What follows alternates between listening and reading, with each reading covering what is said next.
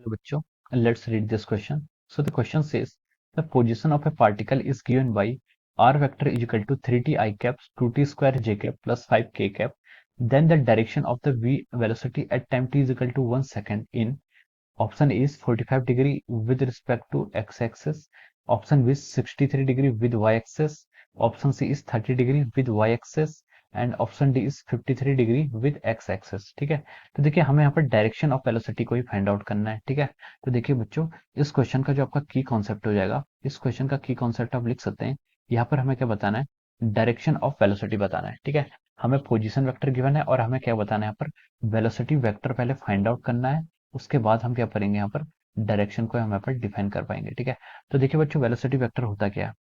देखिए velocity vector जो होता है आपका, पोजीशन वेक्टर जो होता है, उसका rate of change of position vector with time is called our rate, sorry rate of change है तो टाइम के रिस्पेक्ट में होगा ऑब्वियसली, तो rate of change of position vector is called our velocity vector. ठीक है, टाइम जैसे जैसे आपका डिस्प्लेसमेंट या फिर पोजीशन चेंज होती है टाइम के साथ, उसे हम क्या बोलते हैं, वेलोसिटी वेक्टर से हम उसे डिफाइन करते हैं। ठीक है, तो देखिए हमें यहाँ पर पोजीशन या फिर पोजीशन वेक्टर क्वेश्चन में गिवन है, कितना गिवन है, देखिए d by d t of 3t i cap, r vector को कैसे डिफाइन करेंगे, 3t of our i cap plus of our 2t square j cap plus of our 5 times k cap. ठीक है, ये आपका क्या गया वेलोसिटी, ये आपका क्या गया, ये आपका वेलोसिटी वेक्टर हो गया D by d t of 3t i cap plus 2t square j cap plus 5 के कैप। ठीक है, अब इसको आप डिफरेंशिएट कर लीजिए। ठीक है, थ्री आपका कांस्टेंट होता है, आई जे के कैप क्या होते हैं, आपके कांस्टेंट यूनिट वेक्टर होते हैं। ठीक है, तो ये आपका आ जाएगा 3t का डिफरेंशिएशन करेंगे, D by d t of 3t 3 आ जाएगा, प्लस 2t स्क्वायर का डी बाई डी टी करेंगे तो यहाँ का आपका आ जाएगा 40 टाइम्स जे कैप, और 5 क्या कांस्टेंट है, के भी कांस्टेंट है, तो उसका डिफरेंशिएशन कितना, 0 हो जाएगा। ठीक है, अब देखिए ये कितना आ गया आपका 3 आई cap plus 4t j cap, ये आपका क्या आ गया, वेलोसिटी वेक्टर आ गया, three i cap plus 4t j cap.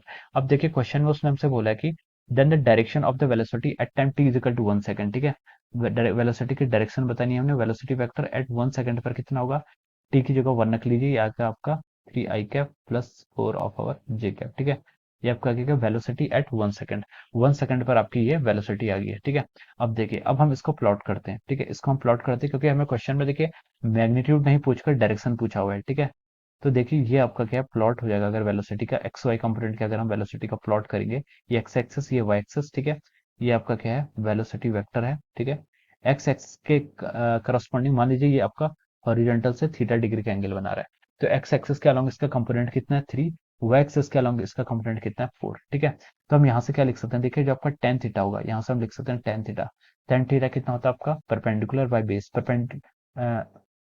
Tan theta क्या होता है आपका, या टेन थीटा क्या होता है आपका, परपेंडिकुलर डिवाइड बाई बेस। ठीक है, तो देखिए आपका परपेंडिकुलर कितना यहाँ पर 4 है। ठीक है, परपेंडिकुलर मतलब ये 4 है तो ये भी आपका 4 हो जाएगा। ठीक है, शिफ्टिंग प्रॉपर्टीज है। ठीक है, perpendicular 4 divide by base, base कितना आपका 3। ठीक है, तो हम इसे क्या लिख सकते हैं, देखिए थीटा इजिकल टू कितना आ गया हमसे आपका टेन इनवर्स 4/3। ठीक है, टेन इनवर्स 4/3 क्या आ गया आपका, थीटा आ गया। ठीक है, और देखिए टेन इनवर्स 4/3 एक बहुत ही स्टैंडर्ड वैल्यू होती है, टेन 4/3, साइन 3/5, साइन 4/5, कॉस 3/5, 4/5, ये सब क्या होती है, बहुत स्टैंडर्ड वैल्यू होती है। इसकी वैल्यू आपकी 53 डिग्री आ जाती है। ठीक है, टेन 4/3, टेन इनवर्स 4/3 की वैल्यू आपकी 53 डिग्री आएगी। ठीक है, 53 डिग्री का एंगल आपका बन गया। किस एक्सेस के रिस्पेक्ट में बनाया, देखिए थीटा हमने एक्स एक्सेस के साथ डिफाइन किया, तो हम लिख सकते हैं 53 डिग्री विद एक्स एक्सेस। ठीक है, एक्स एक्सिस से हमने एंगल को डिफाइन किया है। ठीक है, तो ये आपका इसका आंसर हो जाएगा 53 डिग्री विद एक्स एक्सिस। ठीक है, तो देखिए ये आपका ऑप्शन डी में गिवन है। ठीक है, तो हम लिख सकते हैं कि D is the correct answer, D होगा इसका, डी इज करेक्ट। ठीक है, इस ऑप्शन का आपका डी ऑप्शन क्या हो जाएगा, करेक्ट हो जाएगा इस क्वेश्चन के लिए। ठीक है, तो 53 degree with x axis, D option is the right answer of this question. So I hope you all understood this concept. All the best and thank you so much.